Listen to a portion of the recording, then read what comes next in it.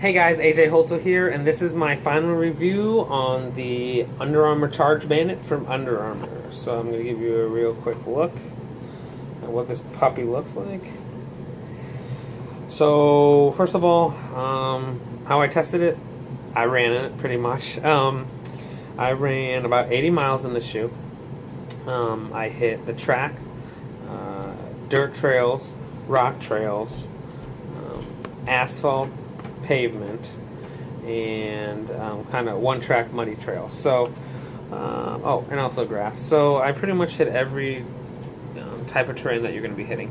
My longest run in this was about 8 miles, 8.5 miles. So I think that's a pretty fair assessment of this shoe. Now I've worn many shoes. I've worn, Adidas, Nike, New Balance, Brooks, Asics. The list goes on and on. Saucony. The list goes on and on. So one thing I really noticed about the shoe when I first stepped in it was the absolutely incredible upper. This upper is probably the best upper that I've ever had in a shoe ever.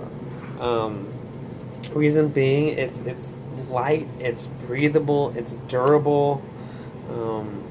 No seams, it's seamless. If you guys can look at there's these welded overlays right here. That's going to keep it seamless and also keep a really good snug fit on your foot. The toe splay and the toe box is incredible. I have narrower ankles and a narrower heel, and this really hugged it really well.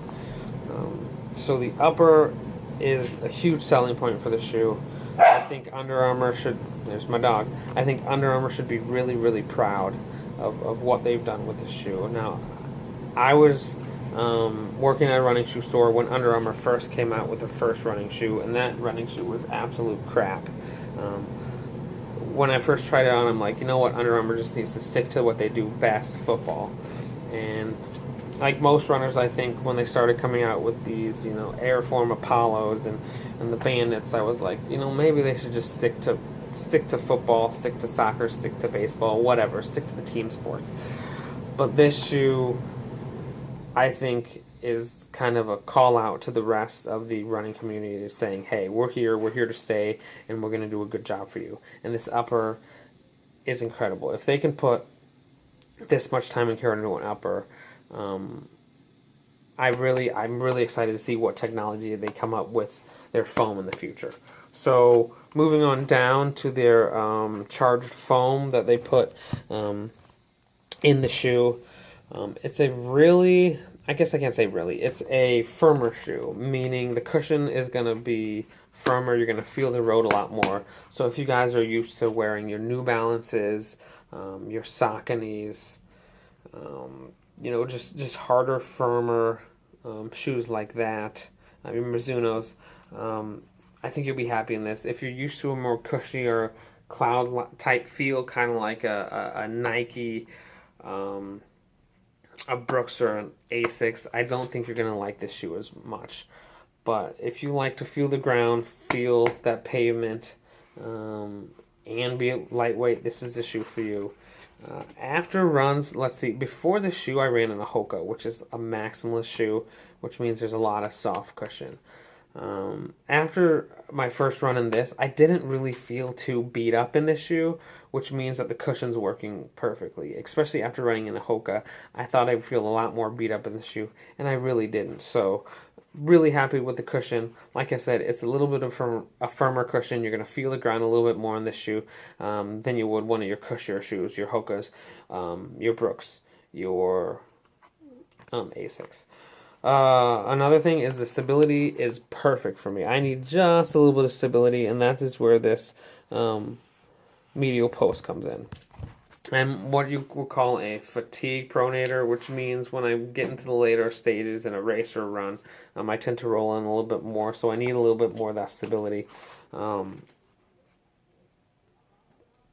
Armour did a really good job with putting a light stability in this shoe.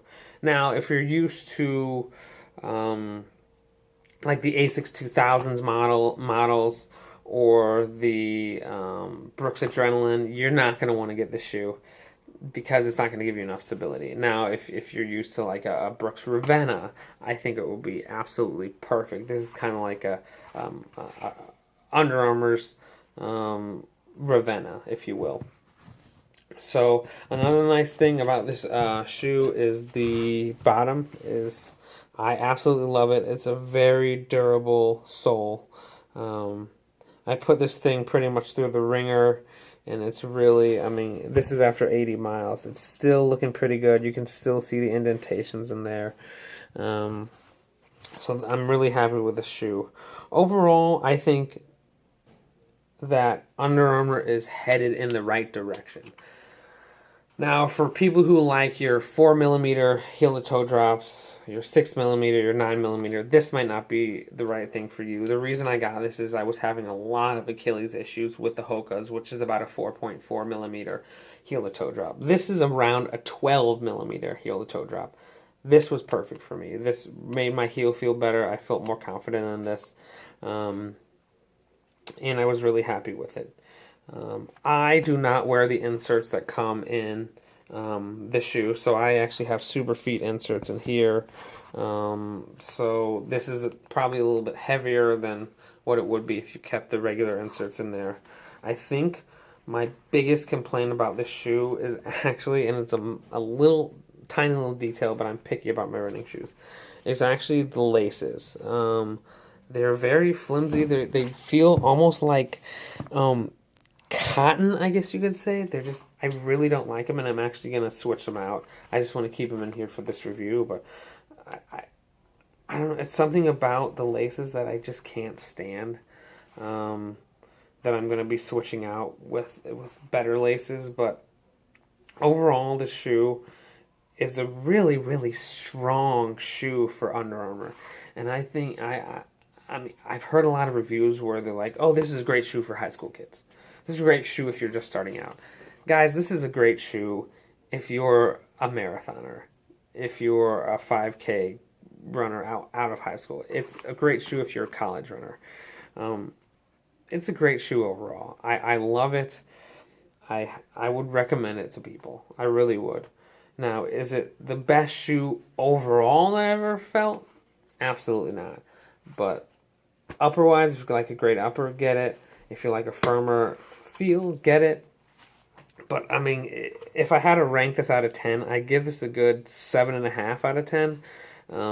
I've never found a shoe that's a 10. I never found the perfect shoe for me. But the reason why I gave it a little bit of a lower marks is that the shoelaces are a little bit flimsy, and like I said, it's going to be a little bit of a harder pounding if you're running on like asphalt every day. You're probably going to feel a little bit sore if you're not used to softer cushion. But other than that, I think a 7.5 is really good, especially for Under Armour's first shot at a true stability shoe. Its price point is perfect. It's about $100, which is awesome for a shoe. Now you're seeing shoes anywhere from $130 to $170. So getting a shoe for $100 is great, especially if you're on a budget. It's also a really cool looking shoe. This comes in different colors, but I got this white color because I thought it would be really cool to wear.